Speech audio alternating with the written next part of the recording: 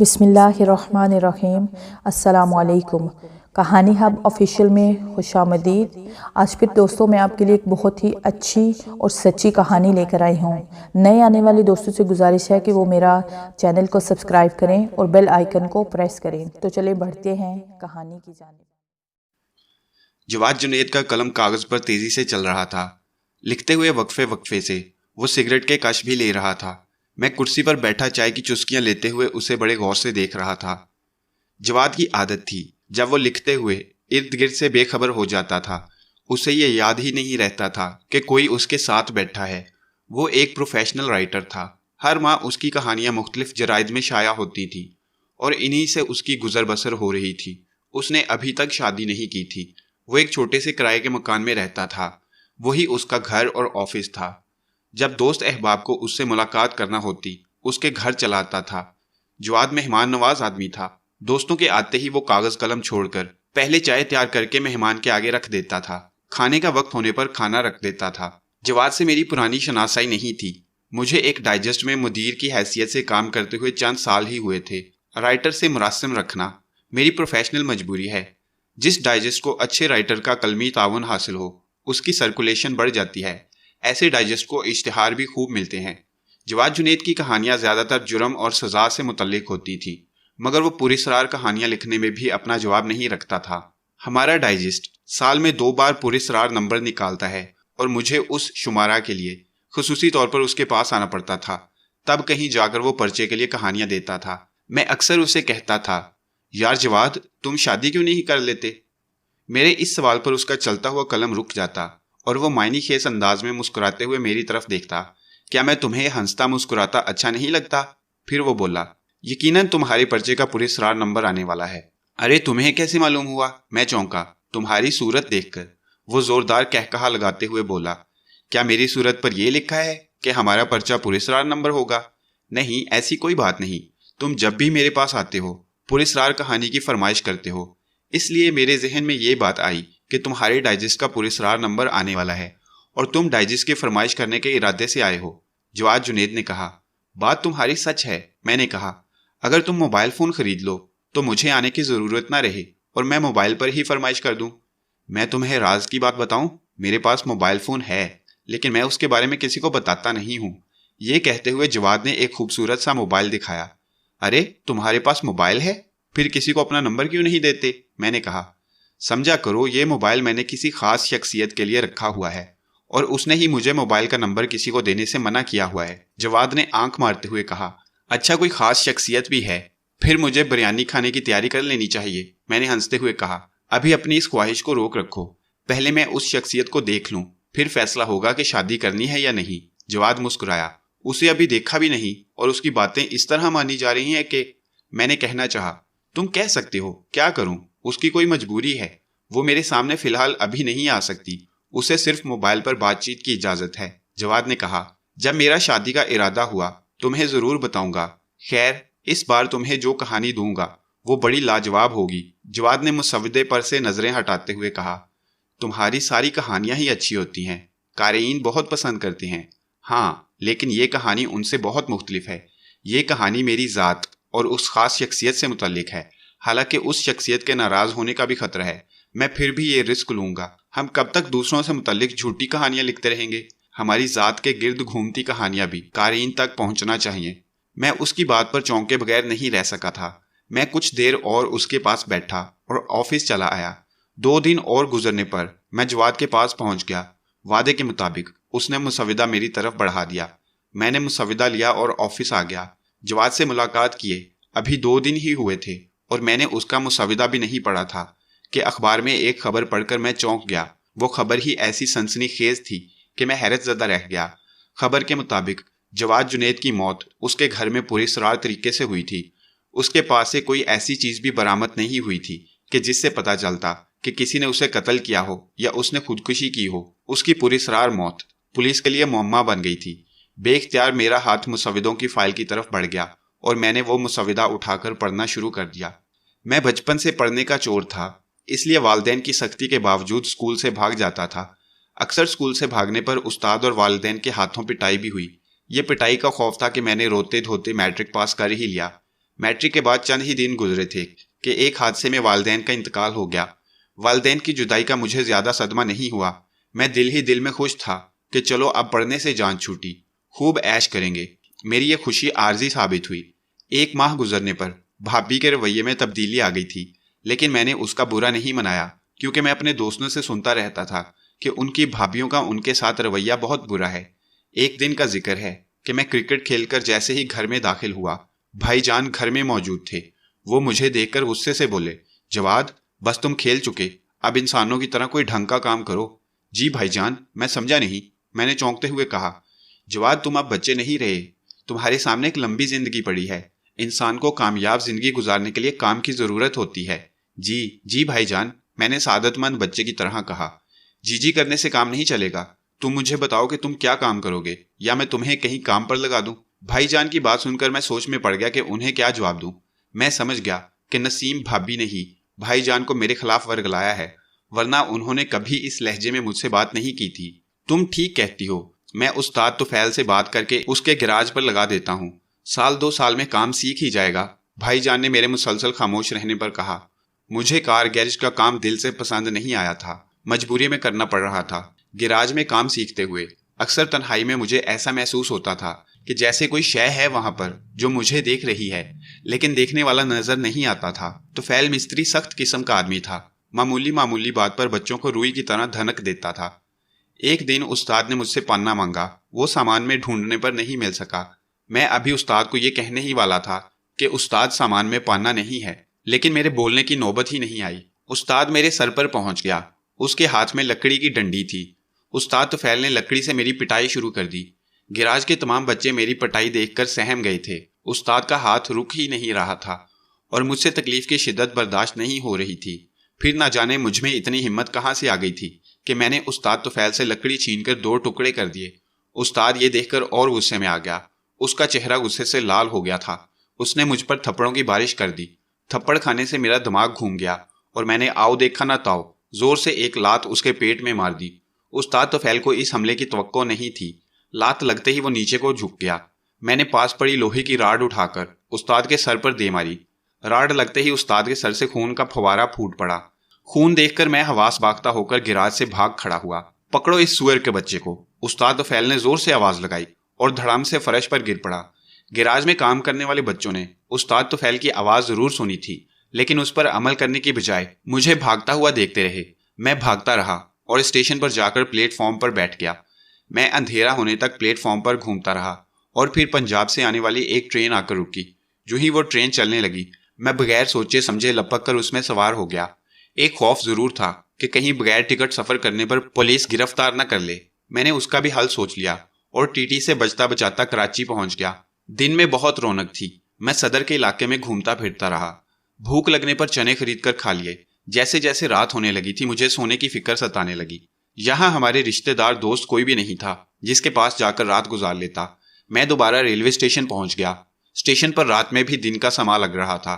مسافر آ جا رہے تھے۔ ہوٹلوں پر بھی خوب رونق لگی ہوئی تھی۔ کوئی شخص کھانا کھا رہا تھا، کوئی چائے پینے میں مصروف تھا۔ مجھے یہ منظر دیکھنے میں اچھا ضرور لگ رہا تھا، لیکن بھوک بھی ستا رہی تھی اور نیند بھی آ رہی تھی۔ سمجھ میں نہیں آ رہا تھا کہ کیا کروں۔ بار بار گھر کی یاد ستا رہی تھی۔ جذبات میں آ کر میں نے خواہ مخواہ استاد پر ہاتھ اٹھا لیا اور اس کے نتیجے میں گھر سے در بدر ہو گیا۔ میں ابھی انہی سوچوں میں غرق تھا کہ اچانک میرے پاس ایک کار آ کر رکی۔ میں اس وقت سڑک پر کھڑا تھا۔ کار میں سے ایک موٹا آدمی باہر نکلا اور ادھر ادھر نظریں دوڑانے لگا۔ وہ کسی کلی کو تلاش کر رہا تھا، لیکن وہاں کوئی کلی دکھائی نہ دینے پر میری طرف متوجہ ہوا۔ اے لڑکے، سامان اسٹیشن کے اندر پہنچا دو گے؟ میں اس وقت کام کے کپڑوں میں تھا، اس لیے اس نے مجھے مزدور سمجھ کر بات کی تھی۔ ہاں میں پہنچا دوں گا، میں نے حامی بھری۔ ٹھیک ہے، یہ سامان اٹھا لو۔ اس نے ڈگی میں رکھے سامان کی طرف اشارہ کیا۔ سامان اتنا بھاری نہیں تھا، اس لیے میں نے وہ سامان آسانی سے اٹھا لیا۔ یہ بڑا قیمتی سامان ہے، کہیں گرانا نہیں ورنہ میرا بڑا نقصان ہو جائے گا۔ وہ شخص مسکراتے ہوئے بولا۔ بے فکر ہیں، ایسا نہیں ہوگا۔ میں نے بھی مسکراتے ہوئے کہا، تم مجھے بڑے سمجھدار لڑکے لگتے ہو۔ تم یہاں کام کرتے ہو؟ میں کام کرتا تھا، اب فارغ ہوں، میں نے کہا۔ کہاں کام کرتے تھے؟ میں لانڈھی میں استاد فیضو کے ورکشاپ پر کام کرتا تھا۔ اس نے مختلف لوگوں سے قرضہ لیا ہوا تھا۔ جب قرض خواہوں نے زیادہ مطالبہ کیا، وہ کہیں بھاگ گیا۔ مجھے کچھ رقم دے کر کہا کہ تم حیدرآباد واپس چلے جاؤ۔ میں اس ارادے سے اسٹیشن آیا تھا۔ جب ٹکٹ لینے بڑھا تو پتا چلا کسی جیب کترے نے جیب خالی کر دی۔ میں گھر بھی نہیں جا سکتا اور اس شہر میں میری کوئی واقفیت بھی نہیں کہ کام مل جائے۔ میں نے فرضی کہانی سنا دی۔ وہ میری کہانی سن کر متاثر ہوا۔ تمہارے ساتھ واقعی بہت برا ہوا ہے، تم مجھے محنتی لڑکے لگتے ہو، کیا میرے پاس کام کرو گے؟ اس نے آفر کی۔ میں اپنا شہر اس لیے چھوڑ کر آیا ہوں کہ کراچی میں روزگار کے مواقع بہت ہیں، میں نے کام کا نام سن کر خوش ہوتے ہوئے کہا۔ یہ میرا کارڈ سنبھال کر رکھ لو، صبح ہونے پر اس پتے پر چلے جانا اور آفس میں کارڈ دکھا دینا، وہ تمہیں کام پر رکھ لیں گے۔ میں 1 ہفتے کے لیے لاہور جا رہا ہوں، وہاں سے آنے پر تم سے ملاقات ہوگی۔ یہ کچھ پیسے بھی ہیں، تمہیں ابھی ان کی ضرورت پڑے گی۔ اس نے میری طرف اپنا کارڈ اور پیسے بڑھا دیے۔ میں نے فوراً لپک کر جیب میں رکھ لیے۔ کارڈ سے زیادہ مجھے پیسے کی اس وقت شدید ضرورت تھی۔ پیسے جیب میں آتے ہی میری بھوک بھی چمک اٹھی تھی۔ اسٹیشن سے باہر آنے پر میں خود کو بہت امیر سمجھنے لگا تھا، کیونکہ اس وقت میری جیب میں 200 روپے کی رقم آ چکی تھی۔ سب سے پہلے میں نے ہوٹل میں جا کر بریانی کا آرڈر دیا، خوب ڈٹ کر بریانی کھائی، پھر دودھ پتی چائے منگوا کر پی۔ پیٹ بھرتے ہی دن بھر کی تھکن اور فکر دور ہو گئی تھی، آنکھوں میں چمک آ گئی تھی۔ رات بسر کرنے کے لیے ایک ہوٹل میں 10 روپے کرائے کی چارپائی لے کر سو گیا۔ صبح بیدار ہو کر سب سے پہلے میں نے ہوٹل کا رخ کیا، خوب ڈٹ کر ناشتہ کیا، پھر ہوٹل سے نکل کر کارڈ پر درج پتہ پوچھتا ہوا وہاں پہنچ ہی گیا۔ وہ آفس تھا، دفتر میں کام کرنے والے ابھی نہیں آئے تھے۔ ایک چوکیدار بیٹھا ہوا تھا۔ جب میں نے اس کو کارڈ دکھایا وہ خوش ہوتے ہوئے بولا، صاحب نے رات ہی مجھے بتا دیا تھا کہ تم آؤ گے اور تمہیں کام پر رکھنا ہے۔ لیکن صاحب تو رات کو ٹرین میں بیٹھ کر لاہور روانہ ہوئے تھے۔ میں نے کچھ سوچتے ہوئے کہا، میں تمہاری بات سمجھ گیا ہوں کہ تم کیا کہنا چاہ رہے ہو۔ چوکیدار مسکرایا، تم یہی کہنا چاہ رہے ہو کہ میری ان سے کس طرح بات ہوئی؟ ہاں، میں یہی کہنا چاہ رہا تھا۔ میں نے حامی میں گردن ہلائی۔ میرے بھائی، یہ پی سی او کس لیے ہوتی ہیں؟ کمال صاحب نے پی سی او سے دفتر فون کیا تھا اور مجھے ہدایت کی تھی کہ تم جیسے ہی آؤ نوکری پر رکھ لیا جائے۔ چوکیدار نے بتایا۔ مجھے یہاں کام کیا کرنا ہوگا؟ میں نے پوچھا۔ آج سے تمہیں صاحب لوگوں کو چائے پانی پلانے کا کام کرنا پڑے گا، کیونکہ ہمارا چپڑاسی 2 ہفتے کی چھٹی پر گیا ہوا ہے۔ جب وہ آ جائے تو تم دفتر کے کام سے واقفیت حاصل کر چکے ہوگے، جو دل کرے وہ کام کر لینا۔ چوکیدار نے کہا، ہاں یہ ٹھیک ہے، لیکن ایک بات سمجھ میں نہیں آ رہی کہ صاحب نے مجھے کام پر کیسے رکھ لیا؟ وہ مجھے جانتے تک نہیں، جبکہ میں نے سنا ہے کہ کراچی میں کام اس صورت میں ملتا ہے جب انسان کی جان پہچان ہو۔ میں نے کہا، ایسا ہوتا ہے، ہمارے صاحب انسان کو پڑھنے کی زبردست صلاحیت رکھتے ہیں۔ وہ چند لمحوں میں انسان کو دیکھ کر پہچان لیتے ہیں کہ سامنے والا کس قسم کا آدمی ہے، کیونکہ وہ خود ایک غریب گھرانے سے تعلق رکھتے تھے، پھر ترقی کرتے کرتے اس مقام تک پہنچے ہیں۔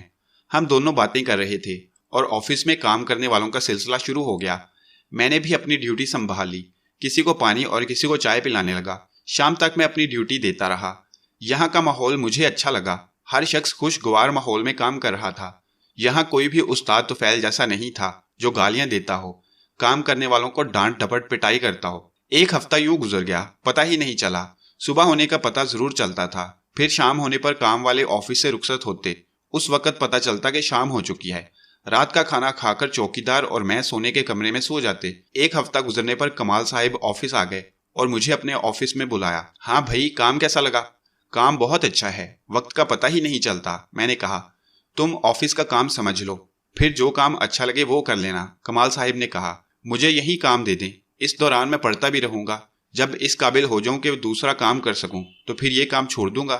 میں نے کہا، تم کچھ دن یہ کام کر لو اور شاکر سے ڈاک کا کام بھی سیکھتے رہو، تمہارے لیے یہ کام زیادہ بہتر رہے گا، تمہیں پڑھائی کا وقت مل جائے گا۔ کمال صاحب نے کہا، وہ صحیح کہہ رہے تھے، ڈاک کا کام آسان تھا، محکمے کو آئی ڈاک متعلقہ شخص کو دینا اور محکمہ کی جانے والی ڈاک تیار کر کے کوریئر سروس کے عملے کے حوالے کر دینا آسان کام تھا۔ اس میں سب سے اچھی بات یہ تھی کہ مجھے پڑھائی کے لیے آفس میں وقت بہت مل جاتا۔ شاکر سے ڈاک کا کام سمجھ لینے پر میں نے اپنی نئی ڈیوٹی سنبھال لی۔ میرے برابر میں ٹیلی فون آپریٹر مس نفیسہ کی ٹیبل بھی تھی۔ وہ فرصت میں اپنے ساتھ لائے ڈائجسٹ کا مطالعہ کرتی رہتی تھی۔ اس کی دیکھا دیکھی مجھے بھی ڈائجسٹ پڑھنے کا شوق پیدا ہوا اور پھر اس کی عادت ایسی پڑی کہ جب بھی فرصت ملتی میں ڈائجسٹ پڑھنے لگتا۔ ڈائجسٹ میں بڑی دلچسپ کہانیاں ہوتی تھی۔ انسان کی جب مصروفیات بڑھ جائیں تو پھر وقت گزرنے کا احساس نہیں رہتا۔ یہی کچھ میرے ساتھ بھی ہو رہا تھا۔ یہاں رہتے ہوئے اکثر تنہائی میں مجھے یہ احساس ہوتا رہتا تھا کہ کوئی مجھے دیکھ رہا ہے، کوئی میرے قریب ہے۔ کبھی سوتے میں بھی ایسا لگتا تھا کہ جیسے میرے پاس کوئی لیٹا ہوا ہے، آنکھیں کھول کر دیکھنے پر کوئی بھی نظر نہیں آتا۔ کئی بار بستر پر لیٹے ہوئے मुझे अपने बदन पर वजन का एहसास होता, मेरे चेहरे पर किसी की गरम गरम सांसें टकराती। मैं घबराकर बिस्तर से उठ बैठता। मेरे बराबर वाले बेड पर चौकीदार नूर मोहम्मद बड़े मजे से सोते हुए खराटे भर रहा होता था। मेरे अक्सर दिल में आती कि किसी से अपने ऊपर गुजरने वाली कैफियत बयान करूं, और जब किसी को बताने को मुंह खोलता मेरे गले पर दबाव का एहसास होता और हलक में फांस सी चुभती। महसूस होने पर मैं वो बात बयान करने का ख्याल दिल से निकाल देता। देखते ही देखते कमाल साहिब के पास काम करते हुए 10 साल का अरसा गुजर गया। वक्त का बिल्कुल भी पता नहीं चला। 10 साल के दौरान मैंने प्राइवेट तौर पर MA पास कर लिया। डाइजेस्टों में कहानियां लिखने लगा था और मेरी कहानियां क़ारीन बहुत शौक से पढ़ते थे। अपनी कहानियों की तारीफ सुनकर मुझे दिली खुशी होती थी। मेरी यही कोशिश होती थी कि मैं अपनी कहानी मज़ीद बेहतर लिखूं। इस बिना पर मैं मुतालिया भी बहुत करता था। एक दिन दफ्तर में काम करते हुए अचानक कमाल साहिब को हार्ट अटैक हुआ और वो अस्पताल जाते हुए रास्ते में दम तोड़ गए। उनका इंतकाल होने पर मुझे एहसास हुआ कि मेरे बॉस नहीं, बाप का इंतकाल हो गया है। दफ्तर में मुझे जो ज्यादा अजीज था वो कमाल साहिब ही थे। वो मुझे बिल्कुल अपने बच्चे की तरह चाहते थे, मेरी ज़रूरतों का भी ख्याल रखते थे। उनका इंतकाल हो जाने पर कमाल साहिब के बड़े बेटे फरीद साहिब ने ऑफिस का चार्ज संभाल लिया। फरीद को अपनी खुशामद और चापलूसी कराने की आदत थी। ऐसे में इस किस्म के लोग उसके गिर्द जमा हो गए थे। ऑफिस में नए नए कानून वज़ा किए जाने लगे थे। इदारे के मुखलिस कारकुनान एक एक करके दफ्तर छोड़कर जाने लगे थे। मैंने बेहतर जाना कि इससे पहले कि फरीद चापलूस लोगों के कहने में आकर मुझे कहे, मुझे अपनी रिहाइश का दफ्तर से अलग बंदोबस्त कर लेना चाहिए। थोड़ी कोशिश करने पर मुझे किराए का मकान मिल गया और मैं उस घर में शिफ्ट हो गया। कमाल साहिब का कारोबार फरीद साहिब संभाल ना सके। खुशामदी कारकुनान के चक्कर में पड़कर दिन ब दिन उन्हें कारोबार में नुकसान हो रहा था। नुकसान होने से वो चिड़चिड़े से हो गए थे। हर किसी से डांट डपट उनका मामूल बनता जा रहा था। मेरे दफ्तर में डाइजेस्ट पढ़ने पर तनकीद शुरू हो गई थी। मैं ऑफिस के माहौल से उकता गया था। मैं इस पोजीशन में आ चुका था, घर बैठकर कहानियां लिखकर अपना गुजारा कर सकता था। इसलिए मैंने नौकरी छोड़ दी और घर बैठकर मुख्तलिफ डाइजेस्टों के लिए कहानियां लिखने लगा। इसी दौरान मुझे कई डाइजेस्टों से एडिटर की ऑफर हुई, लेकिन मैंने इनकार कर दिया। घर बैठकर कहानियां लिखने में मुझे मजा आता था। कहानियों से मैं दफ्तर से मिलने वाली तनख्वाह से ज्यादा कमा सकता था। फिर नौकरी करने की क्या जरूरत थी। मोबाइल फोन सस्ता होने पर मेरे दिल में ख्याल आया कि मुझे भी इस सहूलत से फायदा उठाना चाहिए। इससे मेरा वक्त बचेगा, डाइजेस्टों के दफातर से राब्ता जुड़ा रहेगा। ये सोचकर मैंने मोबाइल खरीद लिया। मोबाइल खरीद कर मैं घर चला आया। रात जब मैं अपने लिखने के काम से फारिग होकर बिस्तर पर लेटा, मेरे मोबाइल की घंटी बज उठी। मैं बुरी तरह चौंका। अभी तक मैंने किसी को अपना मोबाइल नंबर भी नहीं दिया। फिर किसने मुझे कॉल कर दी। मैंने ना चाहते हुए भी कॉल अटेंड कर ली। हेलो जी, किससे बात करनी है? जिसका ये मोबाइल है उसी से बात करनी है। मेरे कानों में रस घोलती हुई किसी खातून की आवाज आई। मुझसे बात करनी है? मैं चौंका। जी फरमाइए, आप मुझे बहुत अच्छे लगते हो, दिल चाहता है कि आपको देखती ही रहूं। उसने कहा, मोहतरमा अभी मोबाइल पर ऐसी सहूलत मुयसर नहीं आई कि बात करने वाला सामने वाले को देख सके। आपको देखने के लिए मुझे किसी मोबाइल की जरूरत नहीं है। मेरा दिल जब चाहता है मैं देख लेती हूँ।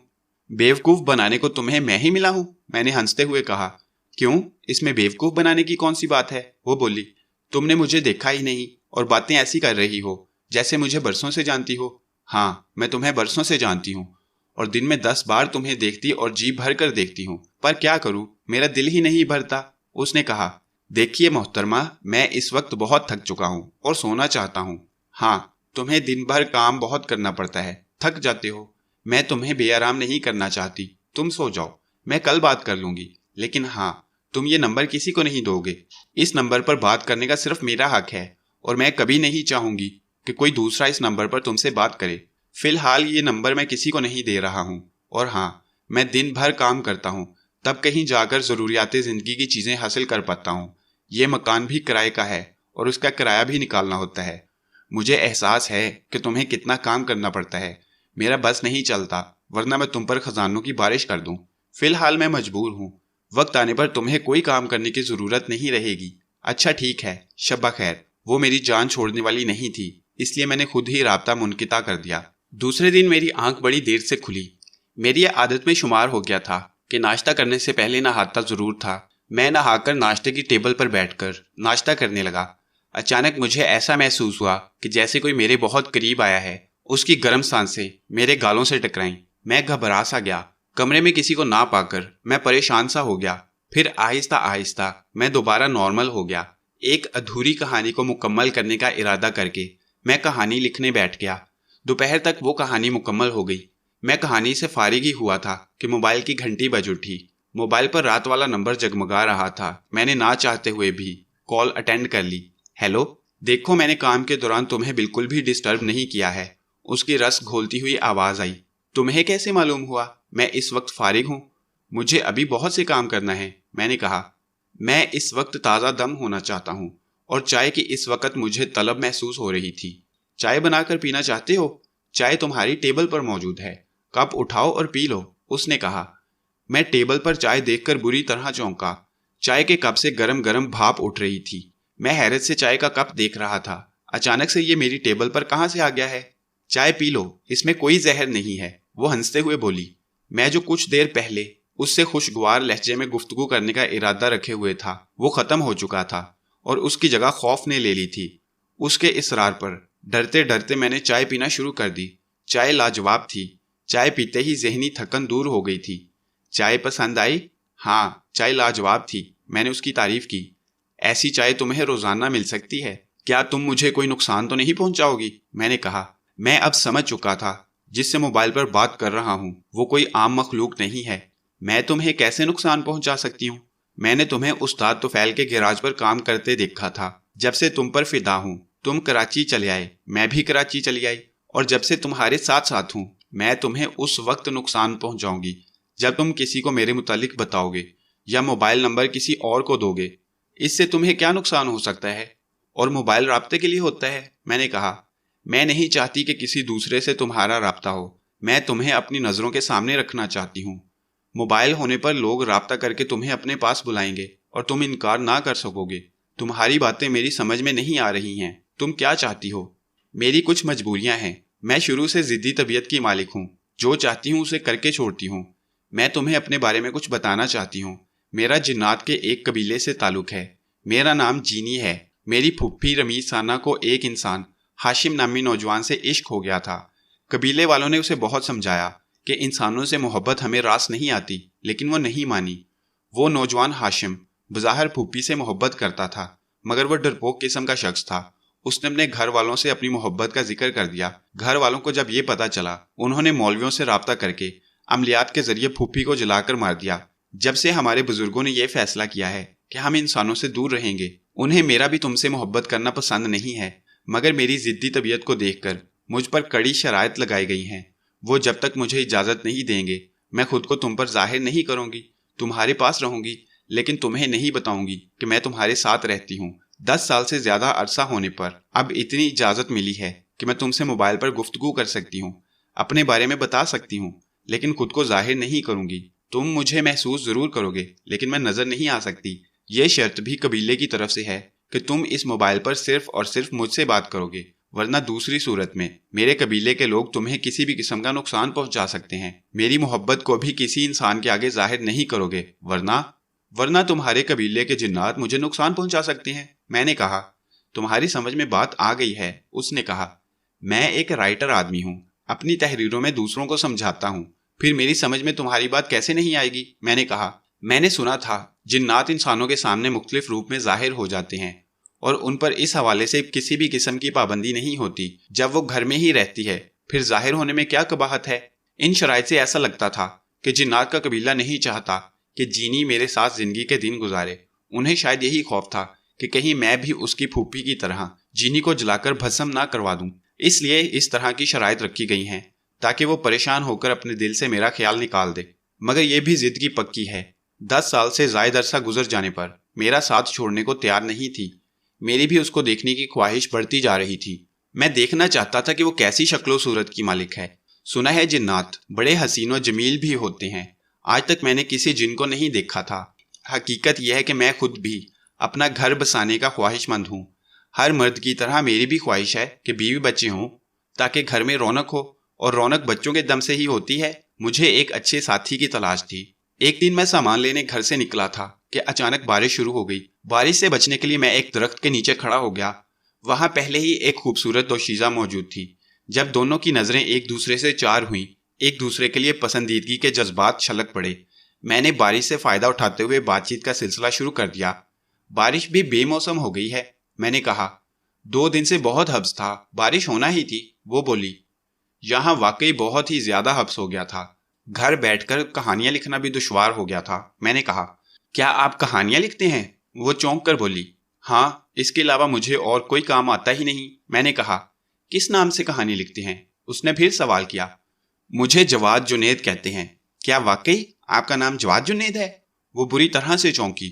ہاں بھائی، اس میں اتنا چونکنے والی بات کون سی ہے؟ میں نے کہا۔ میں آپ کی کہانیاں بڑے شوق سے پڑھتی ہوں، میری بڑی شدید خواہش تھی کہ آپ سے ملاقات کروں، لیکن ڈائجسٹ والے ایڈریس ہی نہیں دیتے تھے۔ ڈائجسٹ والے رائٹرز کی مرضی کے بغیر کسی کو بھی ان کا پتہ یا موبائل نمبر نہیں دیتے، میں نے کہا۔